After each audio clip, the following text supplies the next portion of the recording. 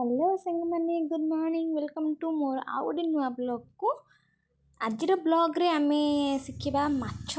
बेसर केमती करा जाए आ मो स्टाइल माछ बेसर आपको शिखे फास्ट आमे किछि आलू को छाणी नेछि देखंतु भल भाबरे एटी मु छाणी नेकी रखि देछि तापरे किछि माछ रे लूण हळदी आ हल्का लंका गुंड को गोळे की भल भाबरे ताको गोळे नोछि देखंतु ए भली सबडे लागि जाई लागुथबो से कड़े तेल पकई गरम कर देखिए देखो तेल भल गरम हो जाए माछ गुड़ छाड़ी ना ये भाव धीरे धीरे कर तेल आप हाथ मत छिटिଯିବ এবং দেখুন এবে ভাবে উল্টাই নেবা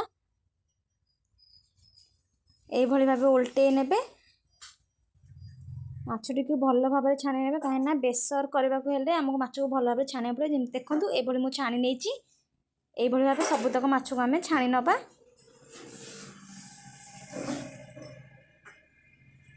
फास्ट देखिए दूची माछ बेसर कौन कौन इनग्रेडिएंट्स दरकार प्रथम हूँ पियाज छोट छोट एमती पीस करी काटनी पियाज आ दीटा बड़ बड़ लंका काटनी टमाटो एवं फुटापी भृषंग पत्र आप जानते बेसर रे भृषंग पत्र न पड़े तार बेसर टेस्ट आसेनी एवं मो बेसर ये बाटी नहीं मु सोरिष जीरा आउ सुखिला लंका आपण कंचा लंका भी पकई पारे एवं ता सहित रसुण अल्प टिके अदा पकईकी मुझे भल भाव में सोरिष पकईकी भल भाव बाटी नहीं सहित आप हलदी पकईदे देखु ये आम कड़े बसई नहींचे कड़े तातिलानी आम ए तेल पकईदे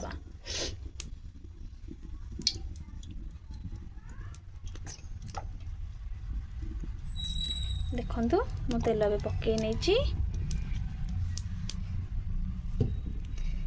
एवं तेल को आम तातिबाकू दबा तातिगलानी एबे एथिरे आमे जीरा पके नबा एवं तापरे रखिथिबा दुईटी कंचा लंका काटी सेटा को पके नबा तापरे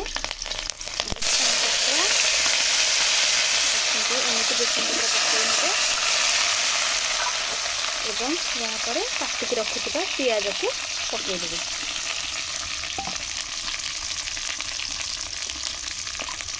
भल भाव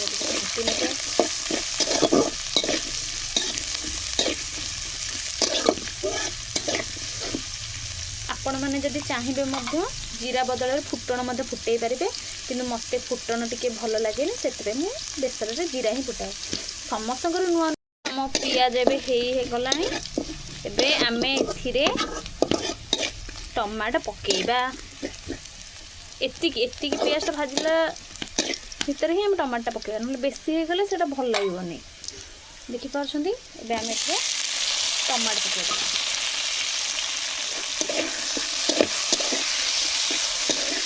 आप भावुए बेसर कला बेले पर भी तो टमाटो पकई पार ना कि मत आग टमाटा पकईकी किसी समय कषा भल लगे सेटा तार अलग प्रकार गोटे टेस्ट आसे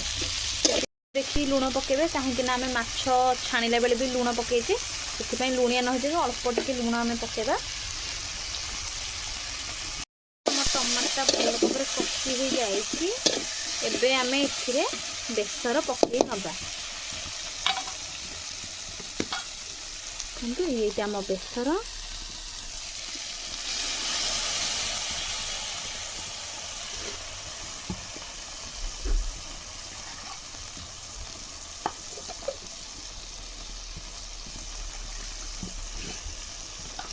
हल्का टिके पानी पके नवा बेसर भल भाव माने फुटी गलानी एबे आपण को इच्छा अनुसार अपन जहाँ भी मसला पकेया था पकेदेबे देखो हम बेसर भल भाव फुटी गलानी एबे आम एथिरे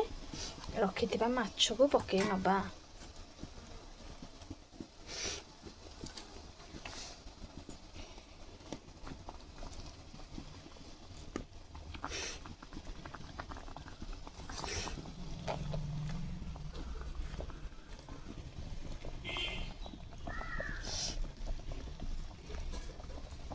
एबे हम सब माछ पके देचे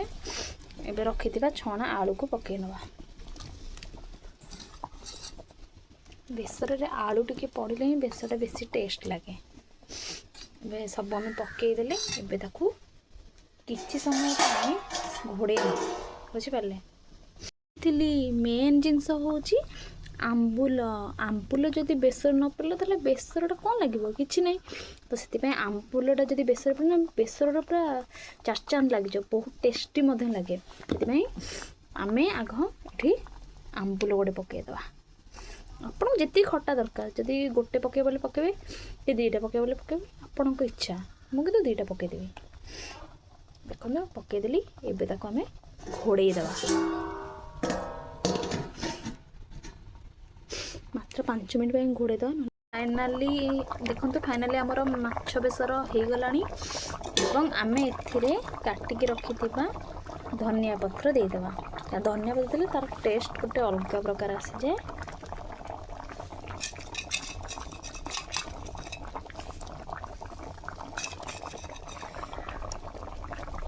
ଆପଣଙ୍କୁ ମୋ ମାଛ ତରକାରୀ କେମିତି ଲାଗିଲା? ରେସିପିଟା ଯଦି ଭଲ ଲାଗିଛି ତାହେଲେ କମେଣ୍ଟ ବକ୍ସରେ ନିଶ୍ଚୟ ଜଣାଇବେ। ଏହା ସହିତ ମୋର ଶ୍ରଦ୍ଧାଞ୍ଜଳି ଓଡ଼ିଆ ବ୍ଲଗ୍ ଚ୍ୟାନେଲକୁ ବହୁତ ସାରା ସବସ୍କ୍ରାଇବ୍